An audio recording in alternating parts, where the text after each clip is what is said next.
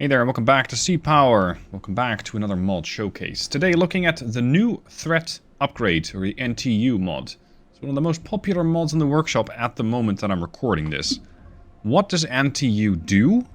It's a mod that adds late 80s and early 90s refits and versions of US Navy ships, and it adds appropriate and realistic loadouts and armaments that would be found right before and during Desert Storm and the end of the Cold War.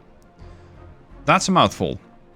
What does that mean in practice? Well, I've set up a practice fleet over here, and some of these ships are the, let's say, the base version, such as the Nimitz here, but we also have the Nimitz 89. This goes for quite a lot of these ships. You got the base Perry over here, and I also have a Perry 89. So what's the difference? Well, let's have a look. In case of these Perrys, for example, the Perry 89 on the right comes with the RGM 84 Delta. This is the far more improved version of the Harpoon. Of course, the weapon register card or the reference card isn't fully up to date, but whatever. This thing, the base one, has a range of 65 miles. The new one has a range of 120 miles. So yeah, you'll be able to go after targets very, very much farther and thus safer. In a very, very much safer manner. They also carry the RIM 66E versus the B. So what's the difference there? Well, you're going to be looking at about 15 miles of additional range. Again, that can definitely save your bacon. Considering the threat that the Russian missiles pose, this is just one of the many upgrades that this is going to allow you to defend your fleet with. What else? Let's see, I have an Iowa 89 over here. Let's compare that to the base Iowa. Base Iowa is definitely a very capable ship. I'm not so sure if this thing has a lot of upgrades, but I'm seeing that the base Iowa has the Harpoon, and this one has the Harpoon Delta, so the improved range. As for the missiles, they still have the same the same Tomahawks. The rest of it seems to be the same. Be advised, though, there's so much getting changed in this mod that it's hard to do it justice. Over here, we have the NTU version of the Virginia. We also have the base Virginia, so let's compare those side by side. The NTU version is going to be definitely an improvement over the current situation. The base one fires the RIM 66 Bravo, the medium range standard missile, with a range of 25 miles. This one gets the 90 miles range on the RIM 66 Juliet. That's a heck of a difference. You're going for a range that's almost 4 times the base range. The rest of the stats seem to be moderately changed. You're looking at a greater surface or greater attack altitude and greater speed. So not only will you shoot farther, but you'll also be able to engage from farther away at higher speeds, which means your missiles might be able to intercept those enemy missiles faster. As for radars, just an example for the radar systems here. We have the SBS-48 standard on the base platform, on the base Virginia, and the NTU version gets a 700 kilometer range versus this one at 400. At an altitude range of 30,000 meters versus 80,000 meters. So definitely an improvement in radar systems as well. Another thing that mod changes is the Ticonderoga class cruiser. Many of you have been asking, when is this thing going to get VLS? Because, well, it used to be capable of doing that, right? Well, in comes NTU, and there is your VLS.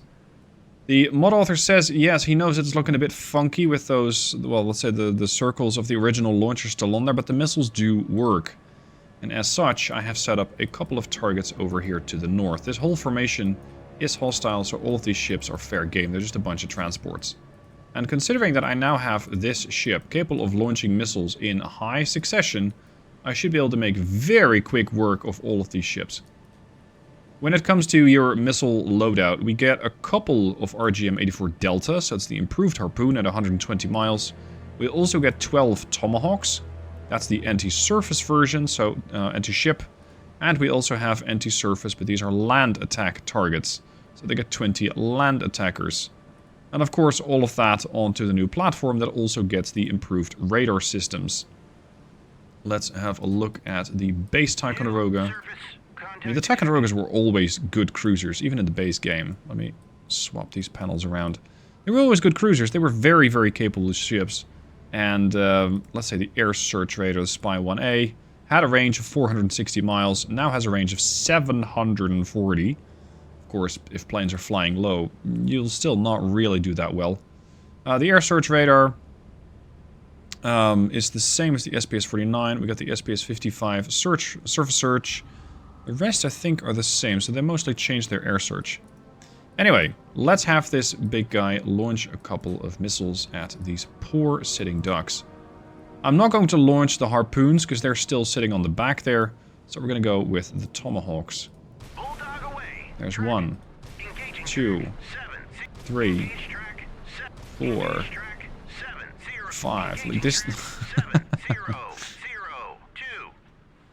This is already looking very impressive, and this is also where the mod author has placed a hefty warning around the mod. It isn't fair. NATO becomes very easy to play, and of course, by contrast, if NATO gets this massive buff from not only detection systems but also weapon systems, then, well, Pact must suffer, because they'll get detected from farther away, they'll get engaged from much farther away, and there probably really isn't that much that you can do. Now, let's turn all of these ships hostile. I want to see what happens when I turn my Ticonderoga loose. Because if you have that thing just go weapons free, it might just completely go bananas. Air search on. Surface search on. Bulldog away. Track 700. Yeah. Fuck everything. I mean, this is glorious. It's obscuring the ship almost entirely. Bulldog away. Track. Wow. They how much did they send? 1, 2, 3, 4, 5, 6, 7. No, sorry, this is the spread. 1, 2, 3, 4, 5, 6, 7, 8, 9, 10 missiles.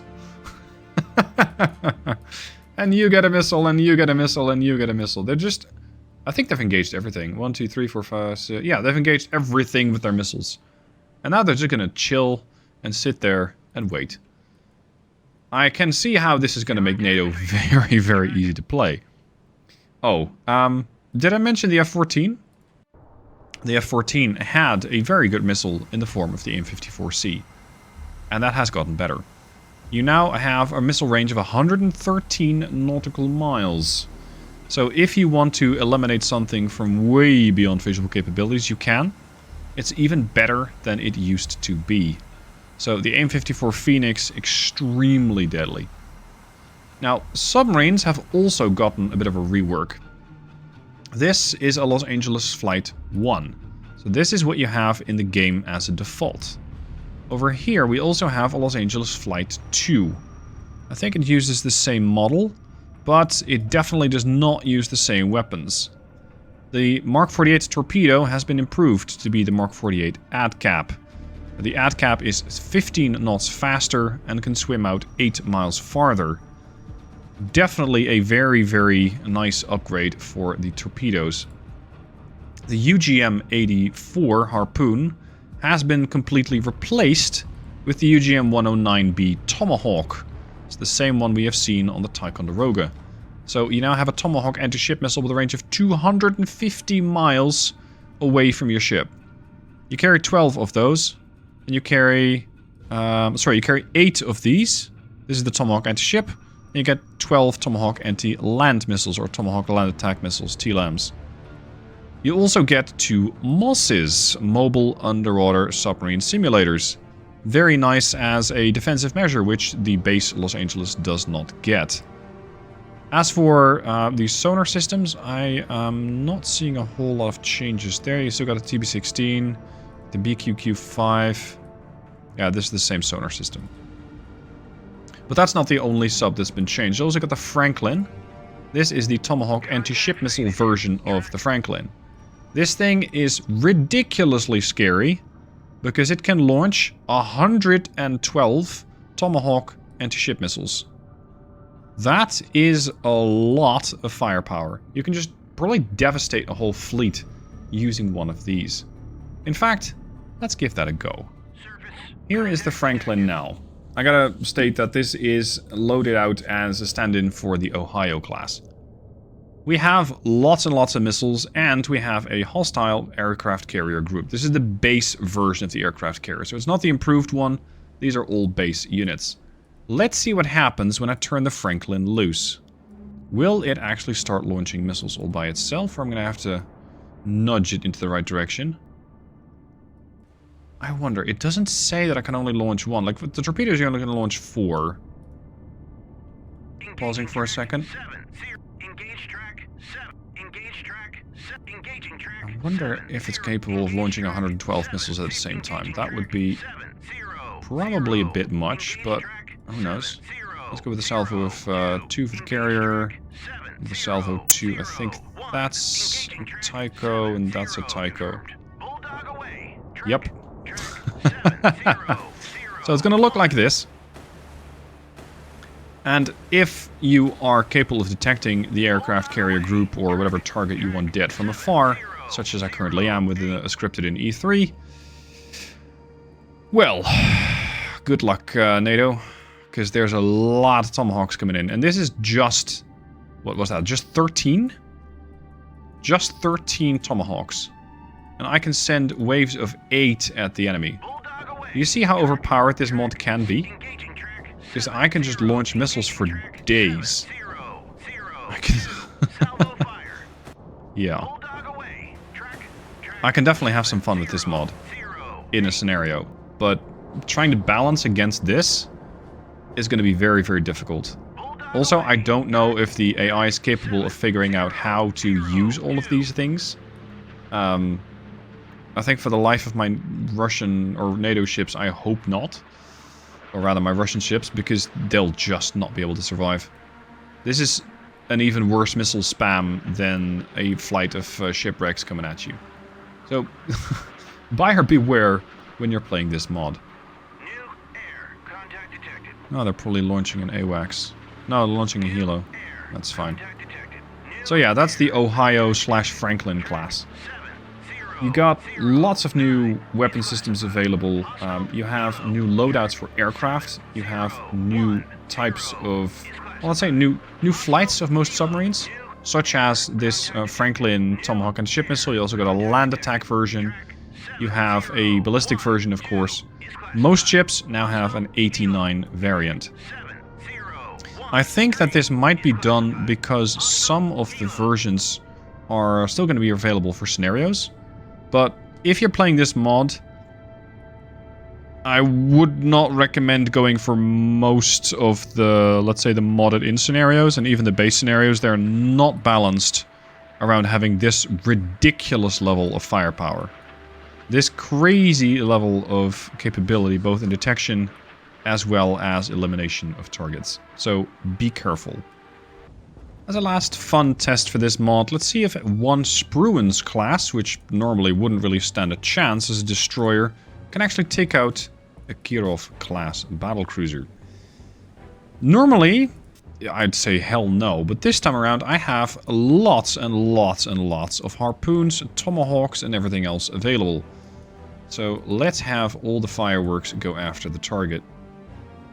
I'm going to pause it here. I'm going to launch all Tomahawk and ship missiles, all 24. And it just... yeah. VLS is a wonderful thing. I think the whole system cannot quite keep up with the Bulldogs away because, well, there's quite a few Bulldogs going up. We're down to... yeah, we got all of them away. I can, I guess, for good measure, throw in the harpoons, but I just want to see how well the Tomahawk and ship missiles can do. If that turns out not to kill them, I still have the Bunker Hill there, which can also pitch in with her missiles. Although, she does carry fewer missiles of the RGM-109B, so the Tomahawk and ship missile, than the Spruance does. She does, however, still have the option of using these, the Standard Missile 2 medium range, out to 90 miles. Sure enough, most of the time, by that time, you will already be dead. Because the Kirov will be able to engage you still with those SSN-19s at 378 miles. But this time around, it does not know that anything is coming. I'm going to help it a little bit, turn its air search on. We're 130 miles out. Yeah, I know it's a warship. Don't worry about it. On the one hand, I'm very much looking forward to using this mod and just owning everything else. On the other hand, I think the balance in the game is tricky. Things are balanced a certain way. Weapon systems don't have their full range simply to make the game a bit, let's say, competitive. To make the sides capable of going after each other without completely wrecking each other. Although, I've seen comments arguing both ways. Oh, NATO is completely broken. Oh, Russia is completely broken. If you guys can just meet out back, then you can have it out between the two of you. But anyway, there is a game balance, and this game wrecks it. Or this mod wrecks it. So keep that in mind. It is, however, fun, having all of this capability. So if there's going to be an opportunity to also have, let's say, more modern version of the Russian warships, which, yes, they'll be probably fantasy. Because, of course, around, I think, the 90s is when the Russian Navy took a bit of a budget cut, putting it mildly. And as such, they probably aren't nearly as capable. But then again, it would be interesting just to see. Also interesting to see is that this Kirov, even with its radar active and weapons free, doesn't see the doesn't see the Tomahawks here, but I guess that's horizon based. Yeah, we're 35 miles, we're beyond the horizon. They can't see us yet. But fairly shortly they should start detecting us. Well, at least our missiles. And go, oh crap.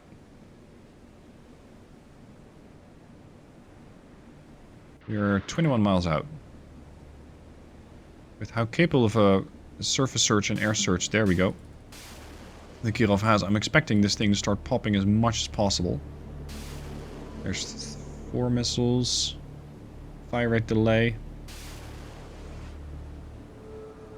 Yeah, good luck though, sir. You have so many missiles coming at you. They have intercepted at least 1.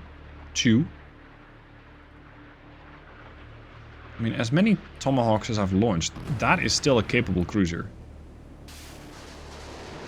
There's the rest of the surface-to-air missiles trying desperately to pitch in. Because we're now only 5 miles out from the Kirov, and if they don't act, it's going to come down to sea whiz. And they have a couple of those on the bow.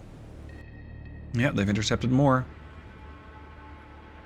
Can they really intercept a whole spread? Do I have to dump more missiles onto them? Yep, they intercepted another 3.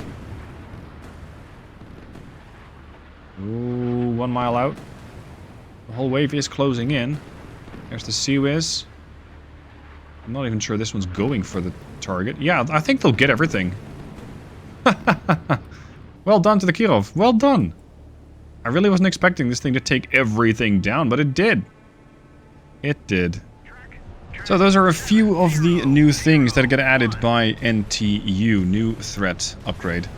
Again, it is hard to do this whole mod justice because it changes so many things. And, well, I guess most of it you'll just have to find out for yourself. You can find the mod linked down below in the description. Click subscribe, and then in the game go to the mod manager and you can activate the mod from there. The game will reload in the background. Once it's there, you'll be able to go back to the main menu and you got your new mod. So good luck with the new threat upgrade. Have fun playing the game as you want. And even though I was, of course, a bit critical about it, saying, well, this is going to be a bit broken in scenarios, it doesn't really what my opinion is, as long as you have fun with your version of Sea Power. It's all single player. There is no way to break somebody else's game. So have fun. If you want the VLS, if you want all the overpowered, well, let's say modern stuff, by all means, go ahead. Thank you for watching, and good luck in Sea Power.